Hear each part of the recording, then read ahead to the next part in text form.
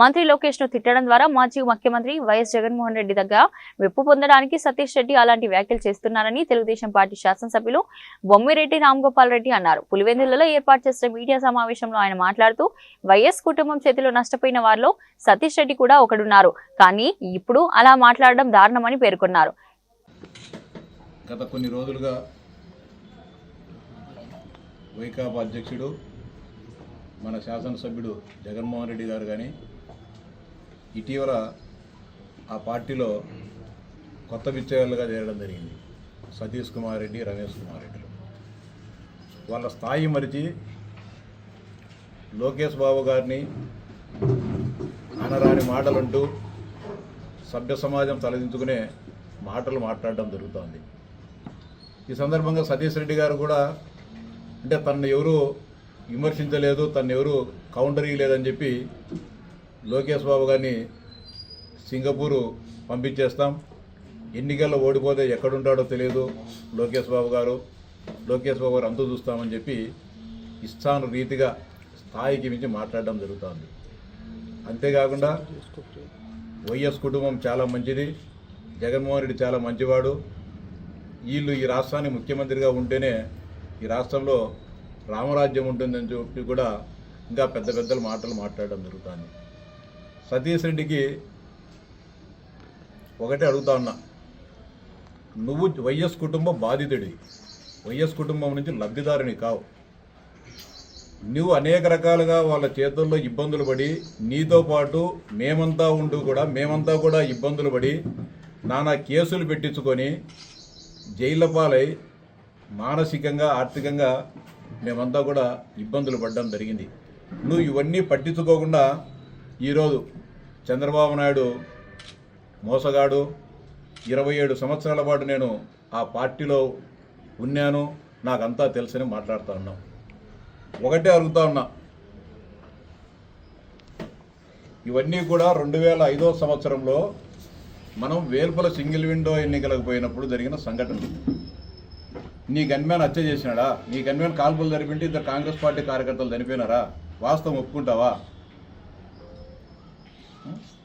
ఆ రోజు పులివెందులలో జగన్మోహన్ రెడ్డి గారు, రాజశేఖర రెడ్డి గారు, వివేకానంద రెడ్డి గారు చాలా మంచివాళ్ళు అని చెప్పి వైఎస్ కుటుంబానికి కితాబిస్తాను.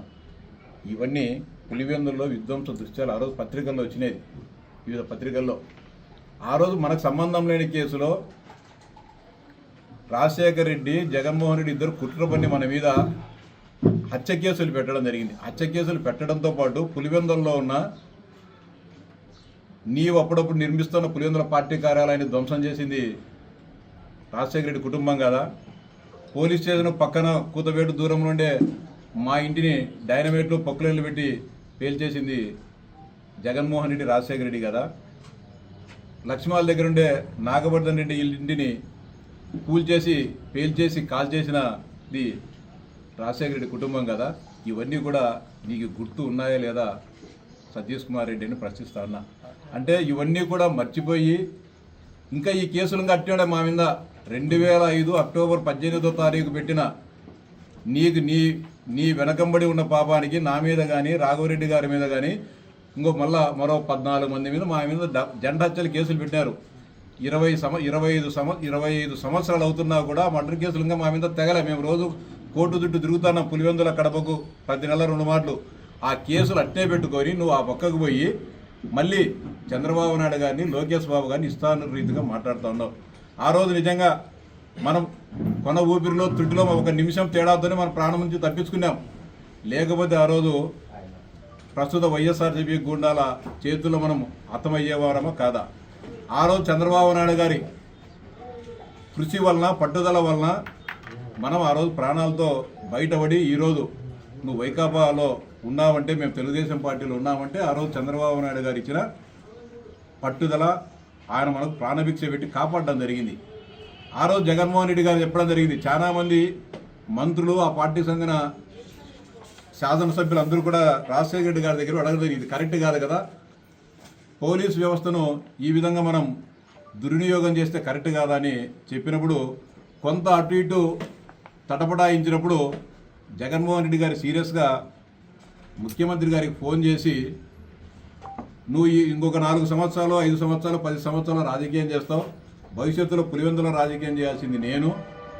ఖచ్చితంగా వీళ్ళందరినీ కూడా ఎవరైతే మన ముఖ్యమంత్రిగా ఉన్న సమయంలో అతిపడుతూ ఉన్నారో, మనకు వ్యతిరేకంగా పోరాటాలు చేస్తున్నారో, మనకు వ్యతిరేకంగా మాట్లాడుతున్నారో వాళ్ళంతా చూడాలి. వాళ్ళని జైలుకు పంపిస్తే కానీ నాకు పులివెందుల నేను ఫ్రీగా రాజకీయం చేయాలని చెప్పి జగన్మోహన్ రెడ్డి గారి ఒత్తిడి వలననే ఆ రోజు రాజశేఖర రెడ్డి గారు మా అందరి మీద హత్య కేసులు పెట్టడం జరిగింది. అలాంటి వ్యక్తి ఈరోజు నీకు మంచివాడా? తర్వాత జగన్మోహన్ రెడ్డి గారు నిన్న మాట్లాడుతూ ఉన్నారు, అన్ని వ్యవస్థలను మేనేజ్ చేశారని చెప్పి. పులివెందులలో ఆ రోజు మా మీద హత్య కేసులు పెట్టినప్పుడు న్యాయ వ్యవస్థను మేనేజ్ చేసిన విషయం వాస్తవం కాదా అని నేను ప్రశ్నిస్తా ఉన్నా. ఆ రోజు మేనేజ్ చేసి మొత్తం ఇక్కడ ఉండే కాంతిమతి అని చెప్పి మెజిస్ట్రేట్తో తప్పుడు డైయింగ్ డిక్లరేషన్ ఇప్పించేసి మా పైన హత్య కేసులు పెట్టి 6 నెలలు రిమాండ్లో పెట్టడం జరిగింది. తర్వాత ఇదే సతీష్ రెడ్డి ఆ కాంతిమతి పైన ఫిర్యాదు చేయాలంటే జంకిపోవడం జరిగింది, భయపడడం జరిగింది. పోలీస్ అధికారులు అన్యాయం చేసిన పోలీస్ అధికారులు ఎందుకు కంప్లైంట్ చేయాలంటే భయపడిపోయాడు.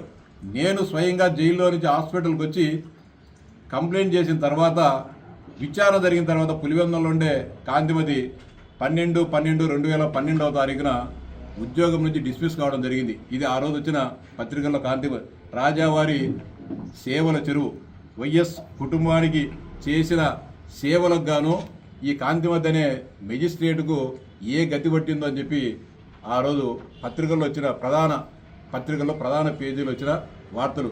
ఇవన్నీ కూడా పట్టించుకోకుండా ఈరోజు జగన్మోహన్ రెడ్డి గారు మంచివాడు, లోకేష్ బాబు గారి అంతు చూస్తామని చెప్పి చెప్తాను. 2019-24 మధ్య కాలంలో కూడా జగన్మోహన్ రెడ్డి గారు ముఖ్యమంత్రిగా ఉన్నారు.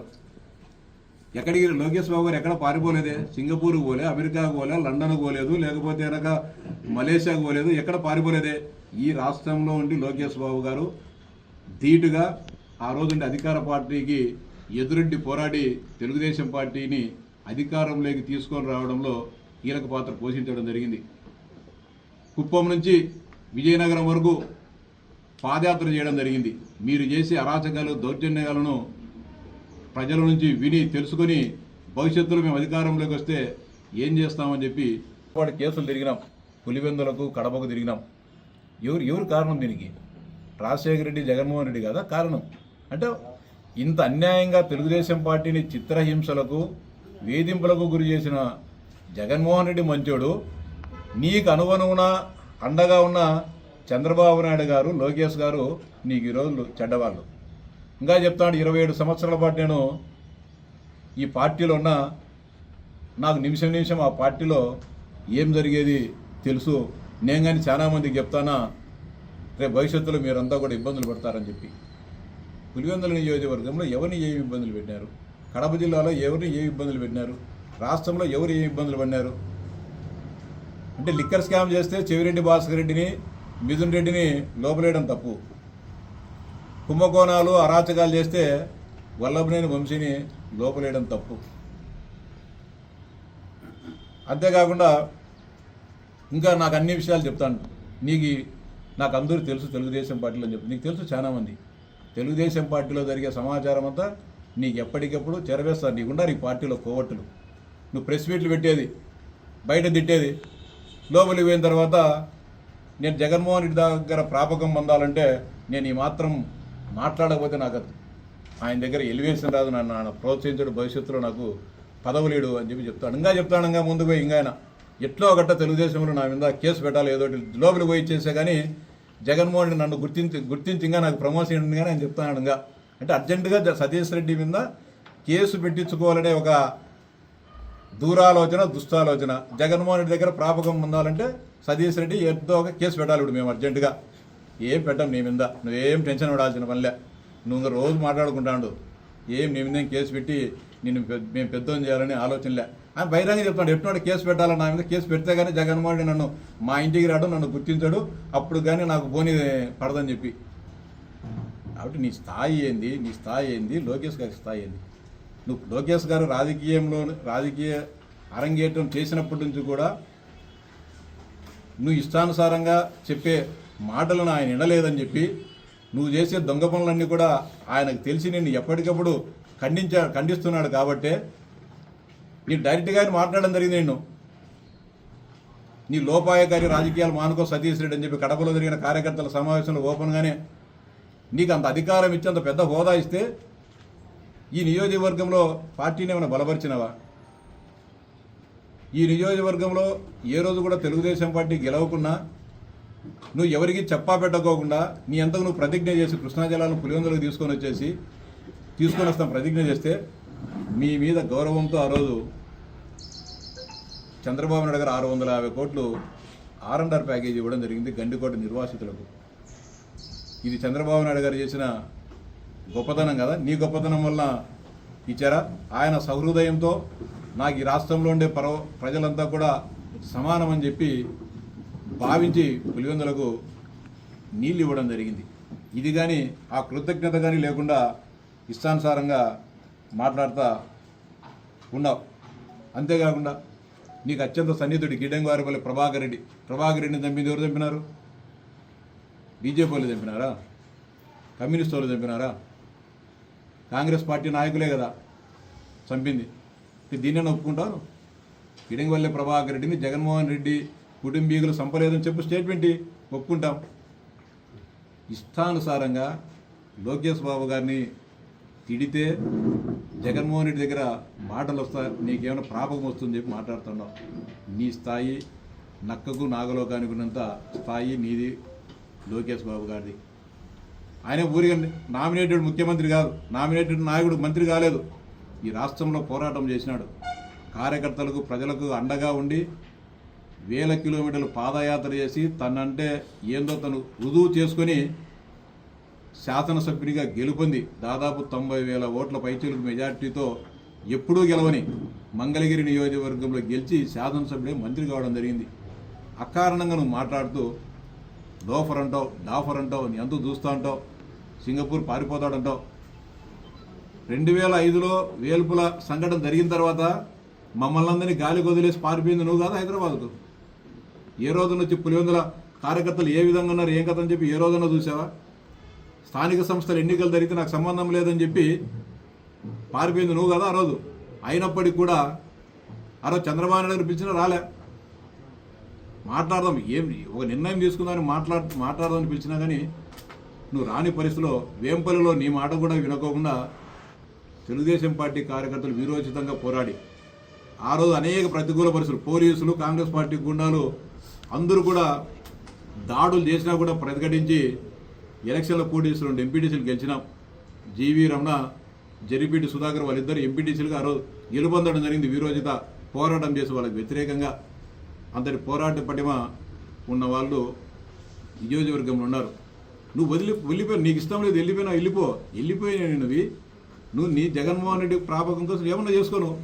నువ్వు మాటికి లోకేష్ బాబు గారిని టార్గెట్గా చేసి మాట్లాడడం సహితమని చెప్పి కూడా హెచ్చరిస్తా ఉన్నా. ఇది నీ పద్ధతి మంచిది కాదు, నీ నైజం మార్చుకో. నువ్వేదో జగన్మోహన్ రెడ్డి దగ్గర ప్రాపకం బాగుందా అంటే వాళ్ళ ఇంట్లో పని చేసుకుని నువ్వు కాల్చింటే అనవసరంగా మాట్లాడి ఇతరులను రెచ్చగొట్టే వ్యవహారానికి శ్రీకారం చుట్టద్దు. నీకుండే తెలుగుదేశం కోవట్లకు కానీ చెప్తా ఉన్నా, మీరు కానీ పద్ధతులు మార్చుకోండి. నిరంతరం సతీష్ రెడ్డితో మాట్లాడడం, సతీష్ రెడ్డికి సమాచారం ఇవ్వడం, ఇవన్నీ కూడా సతీష్ రెడ్డితో వ్యాపారాలు చేయడం ఇవన్నీ కూడా కరెక్ట్ కాదు. తెలుగుదేశం పార్టీలో ఉన్నప్పుడు చంద్రబాబు నాయుడు గారికి లోకేష్ గారికి పార్టీకి విధేయతగా ఉండడం మన బాధ్యత. ఆయన డైరెక్ట్గా చెప్తాడు నేను రోజు మాట్లాడుతాడని. ఎందుకు మాట ఏం సంబంధం మనం మాట్లాడను, అతని పార్టీ వేరు మన పార్టీ వేరు. కాబట్టి అందరూ కూడా అతను ట్రాప్ చేసే ప్రయత్నం చేస్తూ ఉంటాడంటే ఈ పార్టీలో జరిగే విషయాలను కనుక్కునేదానికి రకరకాలుగా మాట్లాడుతూ ఈ పార్టీ విషయాలు కనుక్కొని ఇదేదో తను కనుక్కున్నట్టు జగన్ పోయి చెప్తూ ఉంటాడు. వీటన్నిటిపైన కూడా అప్రమత్తంగా ఉండాలని చెప్పి చెప్తాను. అంతేకాకుండా జగన్మోహన్ రెడ్డి గారు నిన్న ప్రెస్ మీట్ పెట్టి చెప్పినాడు, స్వాతిముత్యం సినిమాలో కమల్ హాసన్ కంటే ఇంకా అద్వితీయంగా ఆయన నటించడం జరిగింది. తన కాలంలో ఎప్పుడూ అరాచకాలు చేయనట్టు పోలీసు అధికారాలను